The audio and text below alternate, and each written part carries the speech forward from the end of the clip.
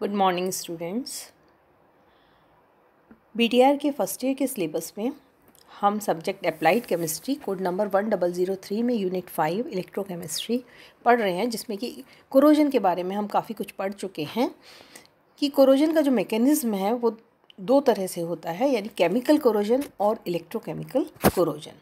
Chemical corrosion एक dry corrosion है जिसमें कि एटमॉस्फेरिक गैसेस मेटल सरफेस से रिएक्ट करती हैं और उस पर एक फिल्म बना देती हैं। और इलेक्ट्रोकेमिकल कोरोजन जिसमें कि वेट कोरोजन होता है, यानी कि किसी नम माध्यम का होना ज़रूरी है और इलेक्ट्रोकेमिकल सेल्स उसमें बनते हैं।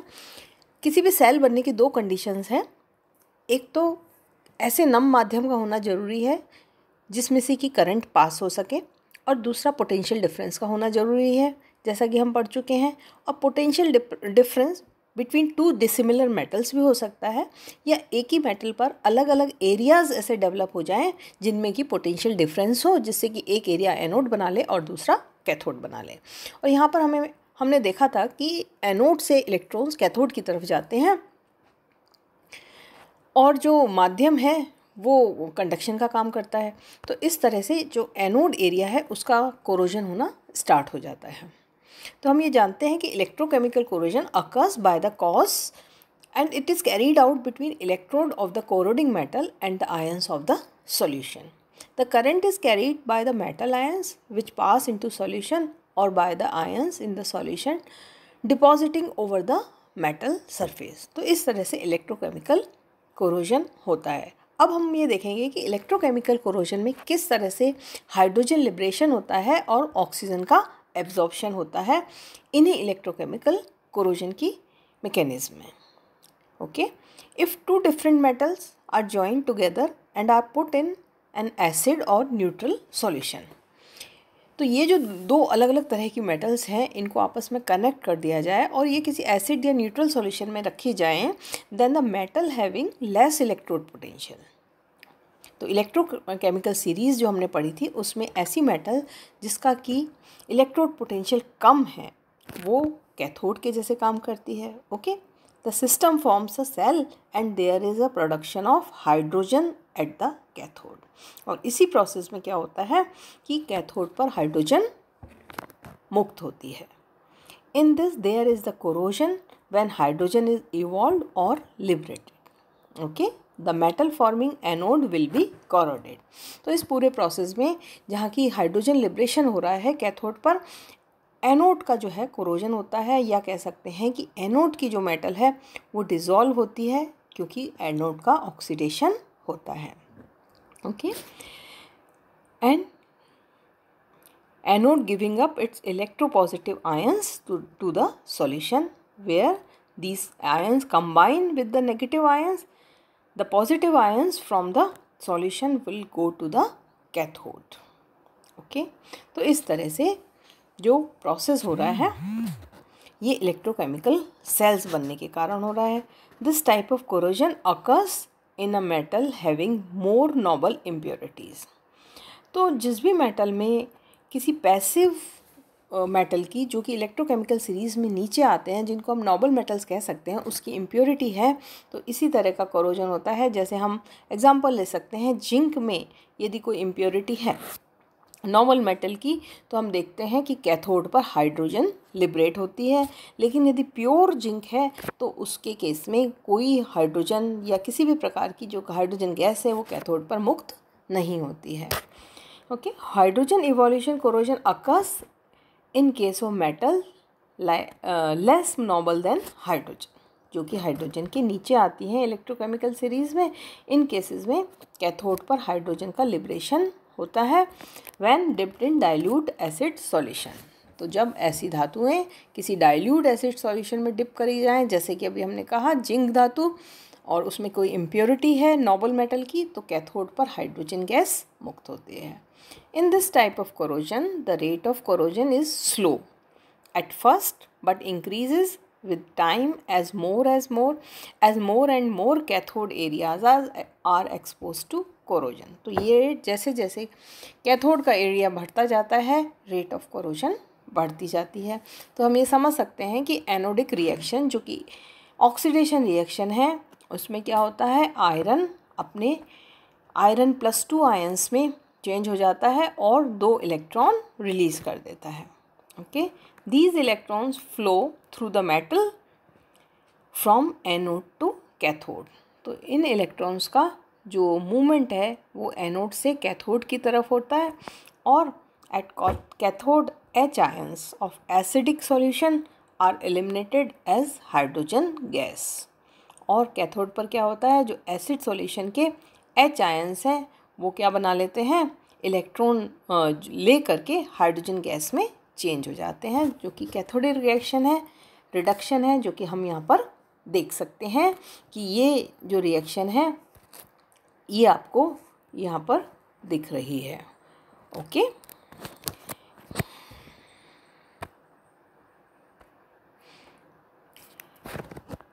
So the overall reaction is this.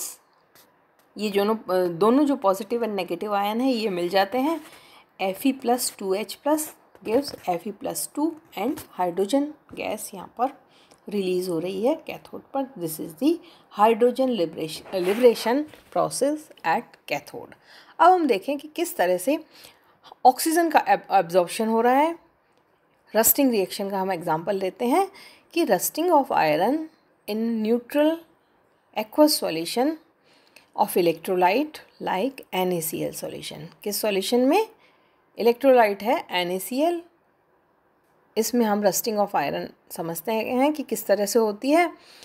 In the presence of atmospheric oxygen is a common example of corrosion in which absorption of oxygen take place. कि किस तरह से ऑक्सीजन का एब्जॉर्प्शन हो रहा है, ऑक्सीजन जो है वो अवशोषित हो रही है और आयरन की लगातार रस्टिंग हो रही है या आयरन में रस्टिंग हो रही है। तो हमने इस तरह से देखा था कि जो इस तरह के संचारण में मेटल्स आयन अम्लीय माध्यम में से हाइड्रोजन का डिस्प्लेसमेंट हो रहा है। पहले वाले जो हमने हाइड्रोजन देखा था, हाइड्रोजन कैथोड पर रिलीज़ हो रही है। तो जो भी मेटल इलेक्ट्रोकेमिकल सीरीज़ में हाइड्रोजन के ऊपर आती है, जिसका कि इलेक्ट्रोड पोटेंशियल ज़्यादा होता है, उनकी प्रवृत्ति क्या होती है, उनकी प्रवृत्ति अम्लीय माध्यम में कोरोड होने की या डिज़ोल्व होने की होती है with the simultaneous evolution of hydrogen.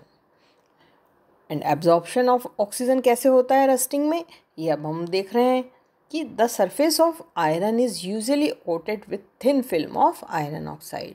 कि जब भी कोई लोहे का टुकड़ा वातावरण में खुला रहता है तो उस पर एक बहुत पतली लेयर आयरन ऑक्साइड की जम जाती है।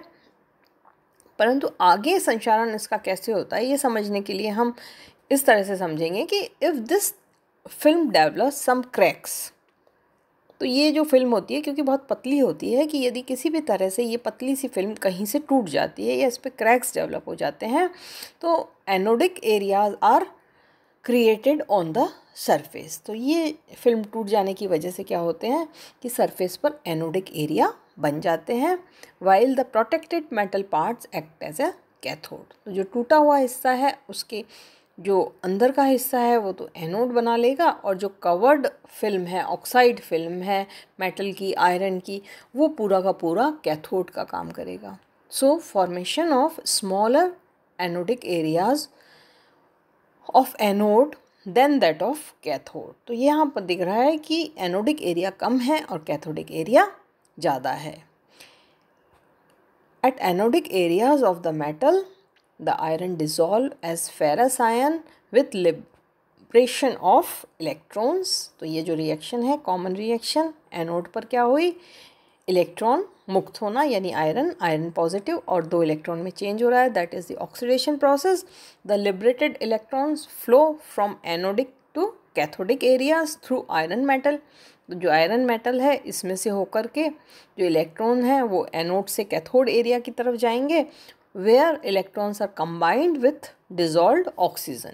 तो यहाँ पर जो डिज़ोल्व ऑक्सीजन है वो किस तरह से काम कर रही है, ये जो 2 इलेक्ट्रॉन है ये ऑक्सीजन से मिलकर और जो वाटर प्रेजेंट है उससे मिलकर के किस में चेंज हो रहे हैं, हाइड्रोक्सिल आयंस में। तो ये रिएक्शन हम समझ सकते हैं, 2 electrons plus oxygen plus water gives 2 hydroxyl ions, that is the process of reduction. Okay, the Fe ions at anode, जो Fe+2 आयंस हैं एनोड पे और OH आयंस जो हैं कैथोड पे डिफ्यूज़ होते हैं and when they meet ferrous hydroxide is precipitated. तो इस तरह से फेरस हाइड्रोक्साइड का प्रेसिपिटेशन हो जाता है, दोनों आयंस मिल जाते हैं Fe2 आयंस और हाइड्रोक्सिल आयन, और क्या बना लेते हैं, फेरस हाइड्रोक्साइड का प्रेसिपिटेट बना लेते हैं।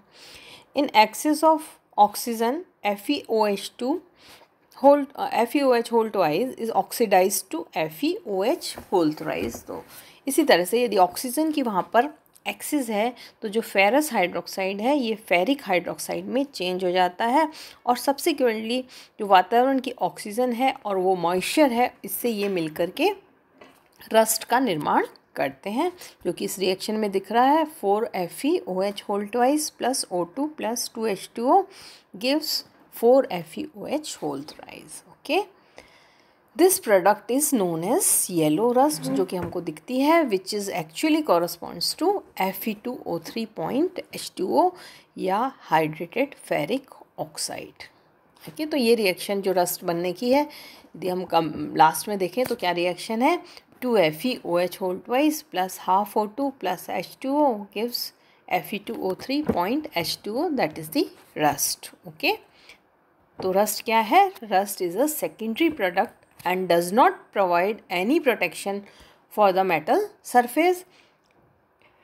It does not adhere strongly to the metal surface and thus forms a porous deposit। तो रस्ट हम जानते ही, हमने देखी है कि वो एक बहुत मजबूत लेयर नहीं होती है, ये एक तरह का पोरस डिपॉजिट है आयरन के ऊपर, which is pervious to air and liquids, जिसमें से आराम से वायु और किसी भी प्रकार के द्रव उसके अंदर से चले जाते हैं, so that the fresh metallic surface is continuously expose to further action of oxygen. तो ये रिएक्शन होती रहती है और रस्टिंग जो प्रोसेस है वो लगातार चलता रहता है। तो इस तरह से हमने इन मेथड्स में ये देखा कि किस तरह से हाइड्रोजन एब्जॉर्प्शन हो रहा है, हाइड्रोजन का लिबरेशन हो रहा है एंड ऑक्सीजन का एब्जॉर्प्शन हो रहा है in electrochemical process of corrosion mechanism। Okay, thank you।